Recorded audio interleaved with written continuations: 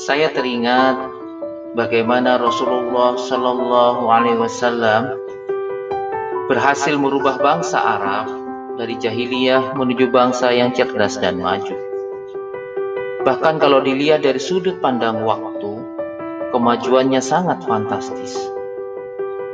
Kalau dihitung dari masa kenabian sampai beliau meninggal, beliau memerlukan waktu kurang lebih 38 tahun. Sungguh luar biasa.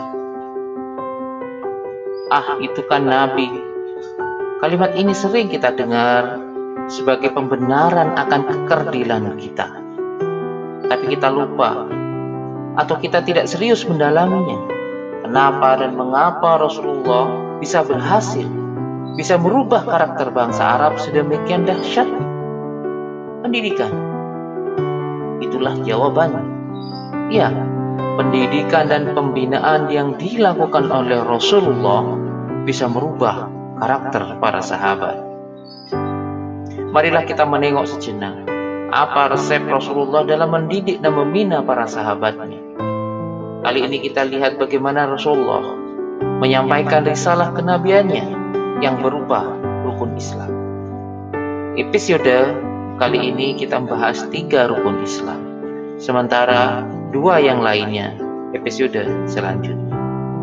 Yang pertama, bab syahadah. Rukun Islam yang pertama ini bukan hanya sekedar keyakinan yang tidak bisa kita lihat dan tidak bisa kita rasakan, tapi dengan jelas dan terang benderang bagaimana Rasulullah mendemonstrasikan kemahaesaan Allah. Rasulullah mengatakan, Tuhan hanya satu dan hanya kepadanya kita meminta.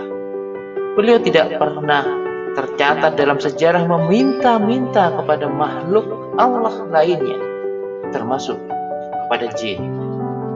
Sungguh indah, ada paduan yang serasi antara lisan dan amal perbuatan yang tentunya bersumber dari hati yang bersih. Inilah keteladanan dalam bertauhid.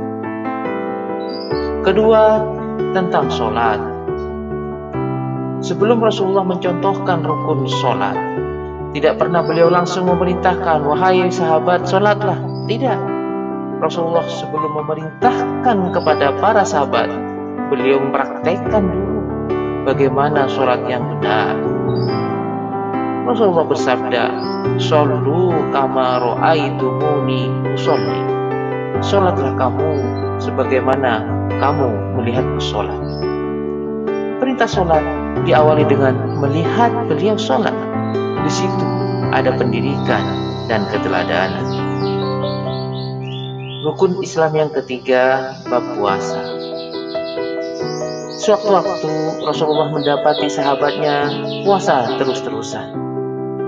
Dengan tegas tapi lembut, Rasulullah pun bersabda, "Saya puasa, tapi saya juga berbuka."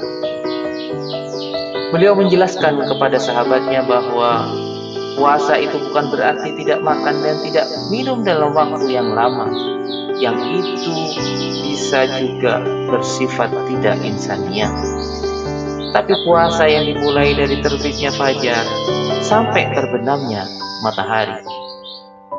Rasulullah pun mencontohkan seperti itu, sehingga sahabat tadi tidak berontak meskipun niatnya untuk Allah semata.